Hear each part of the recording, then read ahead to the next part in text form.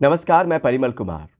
आज बात special child के स्पेशल राइट्स को लेकर, किस किस तरीके के अधिकार हैं उनके पास, इस पर हमने बात की है शैलजा शर्मा से, जो एडवोकेट हैं और लंबे समय से ऐसे बच्चों की लड़ाई वो लड़ती रही हैं। बच्चा स्पेशल या नॉन स्पेशल बाद में होता है, पहले वो बच्चा होता है, तो इसलिए अधिकार उसके सारे वही होते हैं जो एक नॉन डिसेबल्ड के या जिसको कोई समस्या नहीं है उसके होते हैं।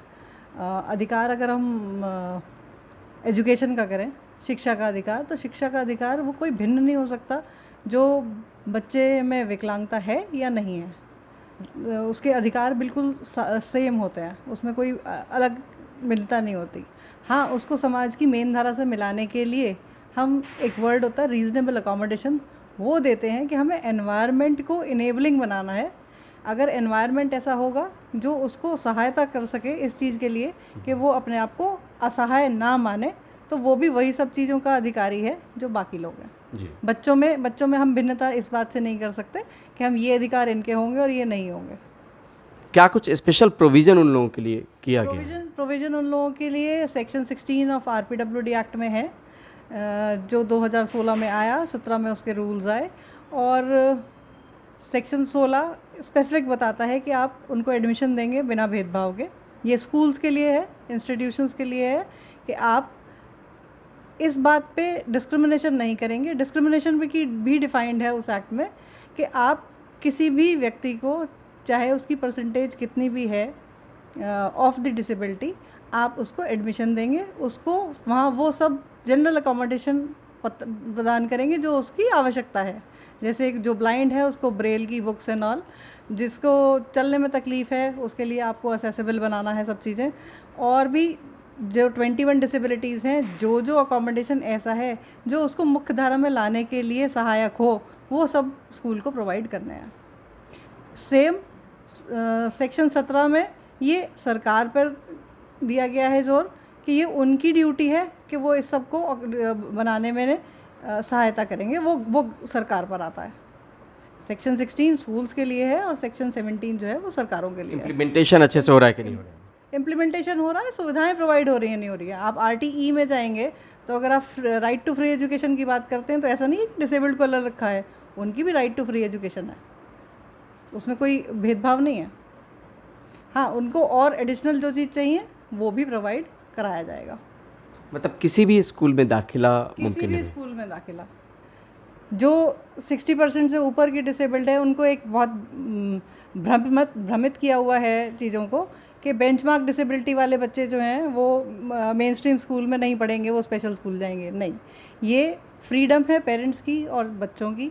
अगर वो चाहें तो स्पेशल स्कूल ऑप्ट कर सकते हैं, बट अगर वो मेन धारा में पढ़ना चाहते हैं तो कोई भी स्कूल उनको एडमिशन डिनाई नहीं कर सकता। मतलब 60% से ज़्यादा है तब भी 100 लॉ कानून का कहना ये है कि अगर 100% डिसेबल्ड भी है देन ऑल्सो ये स्कूल का भेदभाव करने का अधिकार नहीं है। ये कब तक लेकिन भेदभाव सहना पड़ा मैम? ये भेदभाव तो आज भी चलता है, भेदभाव आज भी चलता है। ठीक है, धीरे चेंज आ रहा है, लोग समझना चाह रहे हैं।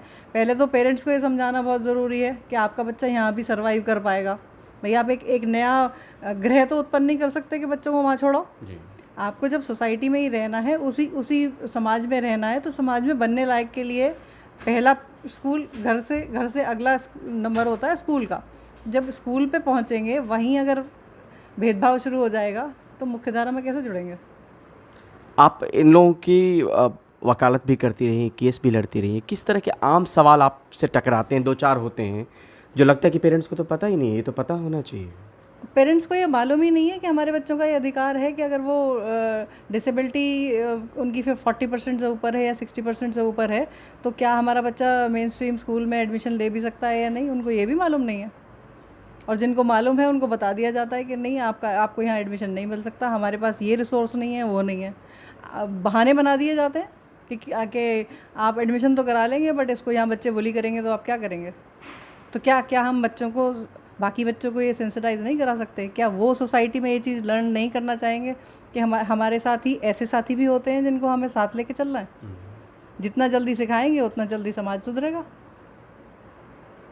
तो इसमें फिर कंप्लेन भी कहीं लॉन्च कर सकते हैं पेरेंट्स? अगर मान लीजिए स्कूल दाखिला देने में इस तरीके से अगर गलत इन्फॉर्मेशन दे रहा है या उस तरीके से कोऑपरेट नहीं कर रहा है? लिखित में कोई नहीं देता है, आप रिसेप्शन पे जाते हैं, वहीं आपका माइंडसेट चेंज करके भेज दिया जाता है।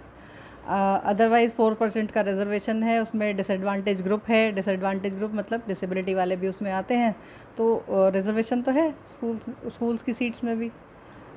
और अभी त्रिपुरा का एक मामला बता रही थी मैम, वो क्या मामला था त्रिपुरा वाला मामला, जो आमतौर पे पेरेंट्स को पता होना चाहिए, लेकिन यूजुअली जो ऐसा जो होता है, यूजुअली अभी सेंट्रल गवर्नमेंट का ऑर्डर है कि जिन जो प्राइमरी केयर गिवर हैं फॉर पर्सन्स विद डिसेबिलिटीज़, जिनके बच्चे डिसेबल्ड हैं, उनको आप ट्रांसफ़र ना करें।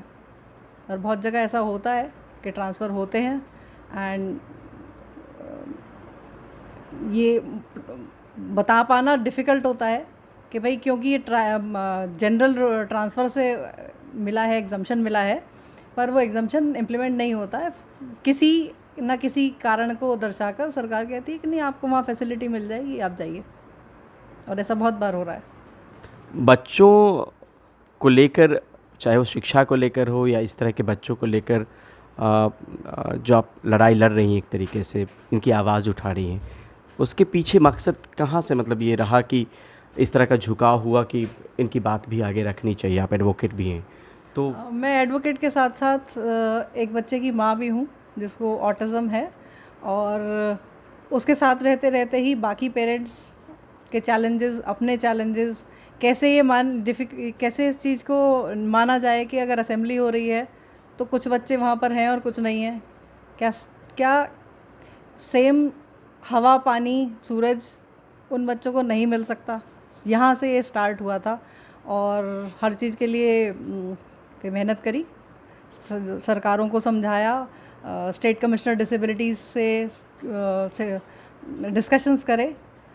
दिल्ली के जितने भी प्राइवेट स्कूल्स हैं और उन सबको बुलाया गया था, प्रिंसिपल्स को, हेड ऑफ़ स्टेट्स को, और उनको कानून बताया गया, उनको प्रोविजंस बताए गए। ये बात निकल के आई कि उन लोगों की क्या तकलीफ़ें थी कि अगर हम ऐसा करेंगे तो हमारे आगे क्या समस्या आएंगी, उनके कुछ समाधान की बात हुई, एंड धीरे धीरे चेंजेस आ रहे हैं। अभी तो CBSE ने बहुत सारे प्रोविजंस ला दिए हैं स्पेशल अकोमोडेशन के लिए, लर्निंग डिसेबल्ड से लेके एंड ऑटिस्टिक तक, ऑल हैव बीन कवर्ड। और उस कवरेज में बहुत सारे बच्चे ऐसे हैं जो ये मान पाए हैं, बहुत सारे टीचर्स मान पाए हैं, बहुत सारे बच्चों और टीचर्स और पेरेंट्स के प्रयास से बहुत सारे बच्चे मेहनत करके पास भी हो रहे हैं, 10वीं 11वीं 12वीं कर रहे हैं। अभी आपने सुना होगा नीट के एग्ज़ाम के लिए MBBS स्टूडेंट्स जो है वो पूछ रहे हैं कि हमें अकोमोडेशन मिले तो हम भी अपेयर हों। ऑटिज़म पे बात आई है मैम, थोड़ा सा बस आपका अनुभव समझना चाह रहे हैं कि ऐसी माँ, ऐसे परिवार, ऐसे पेरेंट्स, आपकी जो लर्निंग अभी तक रही हो और किसी के घर में शुरुआती स्तर पे कुछ हो जो आपसे समझना चाहें, कुछ बता पाएंगे कि क्या कुछ ख्याल रखना चाहिए?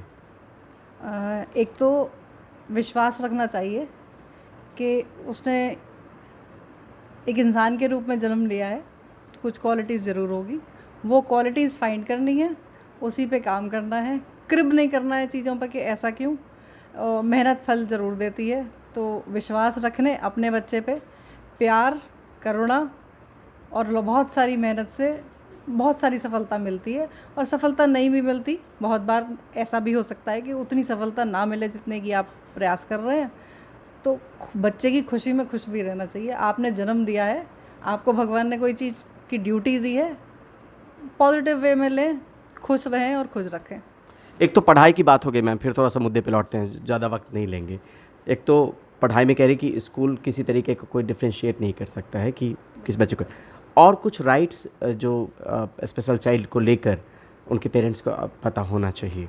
पेरेंट्स को ये पता होना चाहिए कि हम बच्चे के जो करिकुलम है उसको मॉडिफाई करा सकते हैं, बच्चे को किस तरह से पढ़ाया जाएगा। हो सकता है बच्चा विजुअल लर्नर हो, तो अगर पेरेंट्स जाके टीचर को बता रहे हैं या स्कूल में बता रहे हैं कि हमारा बच्चा इस स्पेशल तरीके से पढ़ सकता है, तो it is duty of the school, जो वहाँ स्पेशल एजुकेटर है उनकी, कि वो उस चीज़ को प्रयास पहले करें, देखें, और अगर वो चलता है आगे तो उसको वो अकोमोडेशन ज़रूर प्रोवाइड करें। आखिर में कोई अपील ऐसे पेरेंट्स से? पेरेंट्स से अपील है कि अपने बच्चों के अधिकार को वेवर ना होने दें।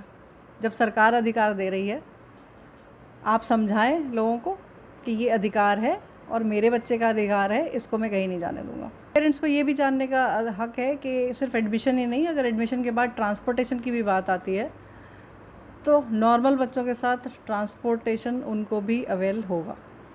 उनको वो अवेलेबिलिटी जो स्कूल, अगर स्कूल की बस चल रही है और उसमें नॉर्मल बच्चे जा रहे हैं तो स्पेशल नीड्स बच्चे भी उस ट्रांसपोर्ट को यूज़ करने के अधिकारी हैं।